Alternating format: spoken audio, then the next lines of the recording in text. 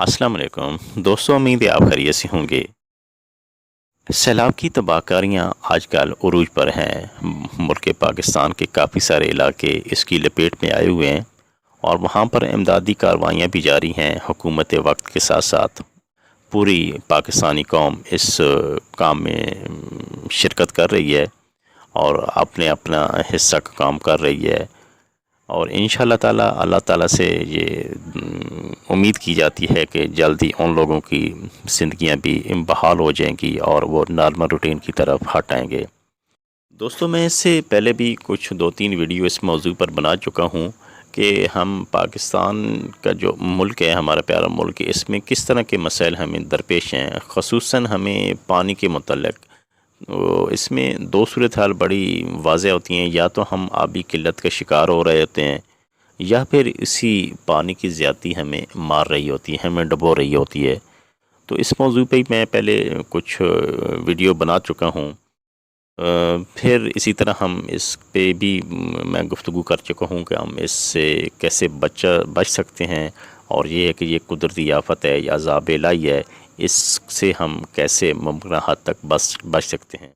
तो आज का जो मौजू है, मैं अपनी बात करना चाहता हूँ। हमारे जो बुज़ुर्ग थे वो हमें बताया करते थे।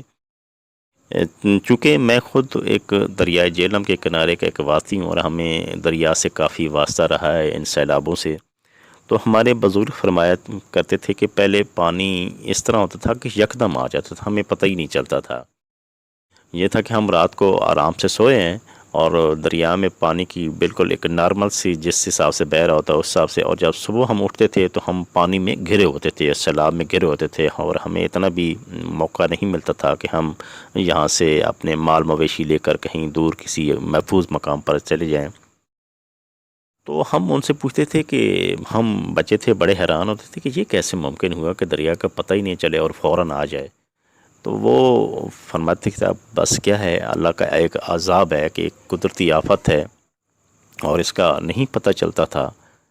लेकिन बाद में जब हम बड़े हुए तो हमें इस बात का इदराक हुआ, क्योंकि वो जब बुज़ुर्ग ये बात करते थे, ये उस वक़्त की बात थी जब हमारा इस दरिया जेहलम पे ये जो मंगला डैम है हमारा, ये तामीर नहीं हुआ था। तो इस डैमों की अहमियत अब हमें पता चली कि इस डैम की अहमियत क्या है, दरियाओं पे बंद क्यों बांधे जाते हैं, डैम क्यों बांधे जाते हैं। तो वो जब हमें हमारे बुज़ुर्ग बातें सुनाते थे तो हमें फिर एहसास हुआ कि इस डैम की कितनी अहमियत है।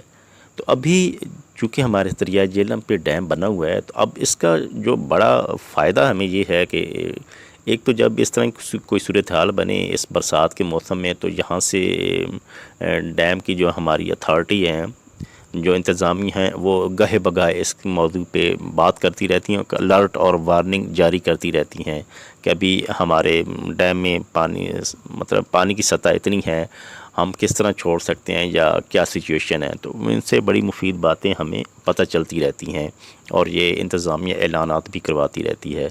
और फिर एक मज़े की बात है, जब पानी बहुत ज़्यादा हो जाता है, मतलब उनके बस की बात नहीं रहती कि सारा पानी स्टोर करना, जब डैम भर जाता है और उसको खोल नहीं होता है, तो वो इंतज़ामिया इतना अच्छा बंदोबस्त करती है कि उसको उस हिसाब से छोड़ती है कि वो पानी मतलब कोशिश उसकी यही होती है कि ये पानी जो है ना अपनी उस तो जो एक बना हुआ है उसका रास्ता, या उससे बाहर ना निकले जी, अपने किनारों से बाहर ना निकले पाए। और इसका बहरा हमने मुशाहिदा भी किया है कि बाद दफ़ा बरसात के मौसम में कई कई दिन पानी एक ही स्पीड से और एक ही नॉर्मल उस लेवल से बहता रहता है और उस हिसाब से वो मैनेज करते हैं कि वो किनारों से बाहर नहीं आता। वैसे फुल रहता है लेकिन किनारों से बाहर नहीं आता।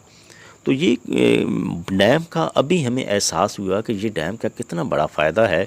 एक तो पानी स्टोर हो जाता है हमारा, और उसको जो हमारा एक बड़ा नहरी निज़ाम है उसमें वो सारा साल नहरें चलती रहती हैं।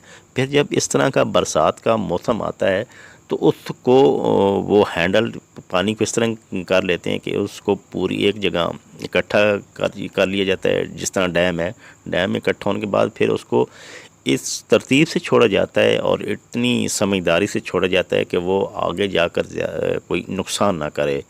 तो ये बहरहा का मुशाहिदा है कि वो दरिया पूरा भरा होता था, اتنا حساب سے اس حساب سے چھوڑتے تھے. یہ ہماری ڈیم کی انتظامیہ، اللہ تعالیٰ ان کے اس کام میں برکت فرمائے اور انہیں مزید اس پہ کام کرنے کی توفیق عطا فرمائے. ہماری تو خیر دعائیں نکلتی ہیں ان کے لیے کہ وہ مطلب اس ترتیب سے پانی چھوڑتی تھی کہ وہ دریا پورا بھر جاتا تھا لیکن کناروں سے باہر نہیں نکلتا تھا، یا کبھی نکلے بھی تو اس حساب سے نکلتا تھا کہ وہ تھوڑا تھوڑا تھوڑا تھوڑا کر کے نکلتا تھا. یکدم پانی ہمیشہ اس وقت نقصان دہ ہوتا ہے جب وہ یکدم ایک ریلا سا آتا ہے. وہ ریلا جو ہوتا ہے نا سیلاب کا، یہ نقصان مچاتا ہے جو ایک سپیڈ کے ساتھ گزرتا ہے.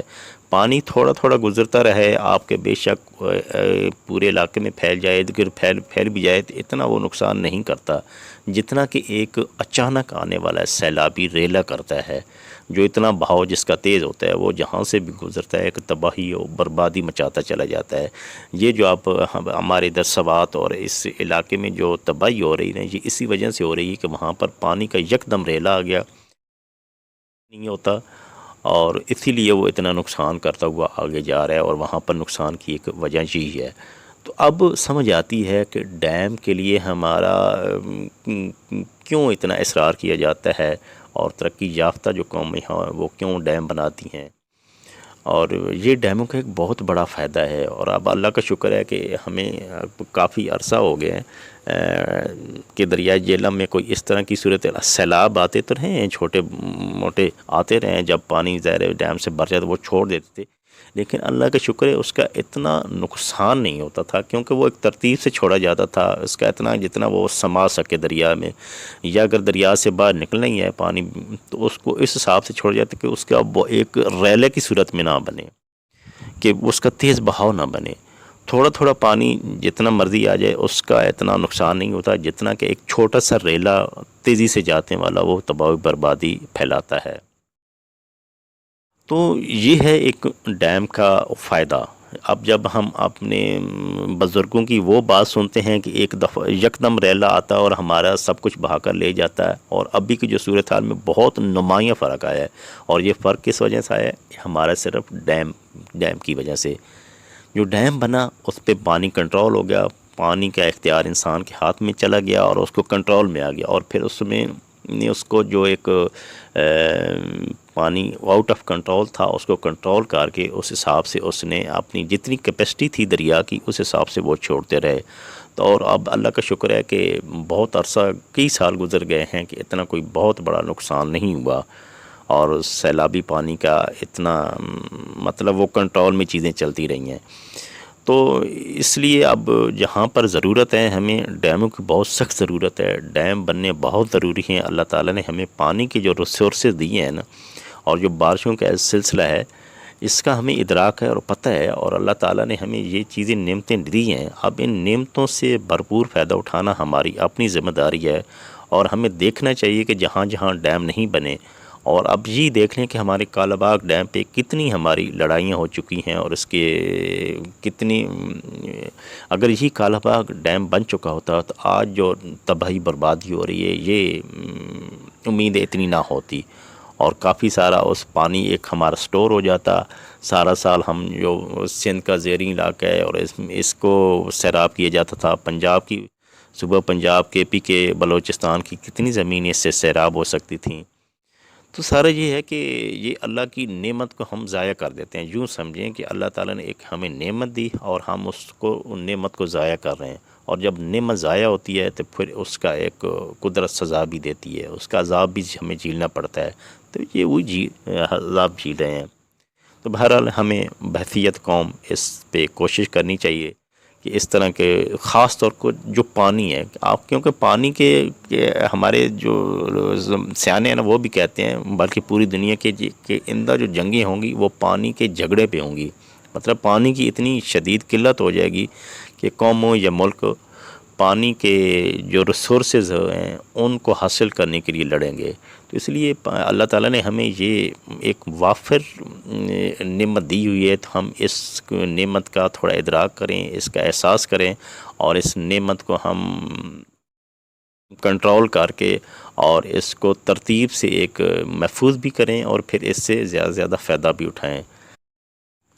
اللہ تعالی ہمیں اس بات کی توفیق عطا فرمائے کہ ہم اس طرح کے جو ہمارے ملکی معاملات ہیں یا قومی جس میں اور ملی ہمارا فوائد ہیں، اور جو اللہ تعالی کی اس طرح کی نعمتیں ہیں، ان سے ہمیں زیادہ سے زیادہ فیضیاب ہونے کی توفیق عطا فرمائے، اور ان کی ہمیں قدر اور ان کی ہمیں مناسب طریقے سے محفوظ کرنے کی ہمت بھی عطا فرمائے۔